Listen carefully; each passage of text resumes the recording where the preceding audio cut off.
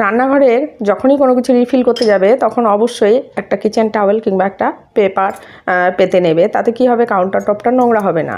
এবং যখনই কোনো কিছু রিফিল করবে তখন অবশ্যই সেই কৌটোটা একটু ধুয়ে নেবে, তবে কি হবে দেখবে সবসময় পরিষ্কার থাকবে। এবং ধুয়ে ভালোভাবে মুছে নেবে যেন ভেজা না থাকে। তো এই দেখো আমি আগের দিন রাত্রে ধুয়ে রেখেছিলাম, এখন আমি হলুদ আর নুন একটু রিফিল করে নেব। আর হলুদ বা নুন যেটাই রিফিল করো না কেন তার মধ্যে ধরো বড় কৌটোতে এরকম ধরনের চামচ ইউজ করবে। তাতে কি হয়, এই চামচগুলো দিয়ে ইউজ করলে তোমার নিচে পড়বে না। হয়তো মনে হচ্ছে যেন অনেকটা সময় ধরে তোমাকে এটা রিফিল করতে হচ্ছে, কিন্তু তা না। ঢেলে ঢেলে করবে, দেখবে চারপাশে ছড়িয়ে পড়বে এবং সেগুলো বারবার মুছে পরিষ্কার করতেও কিন্তু আমাদের অনেকটা সময় চলে যায়। এরপর ধরো নুন, এই নুন আমরা যেহেতু রক সল্ট খাই, সেই রক সল্টের প্যাকেট এটা, তো প্যাকেটটা এভাবে ধরে কিন্তু ঢালা যায় একটু এরকম করে, কিন্তু একবারে ঢেলে দিলে কিন্তু ওপর থেকে পড়ে যাবে। তাই আমি একটা স্পুন ইউজ করলাম।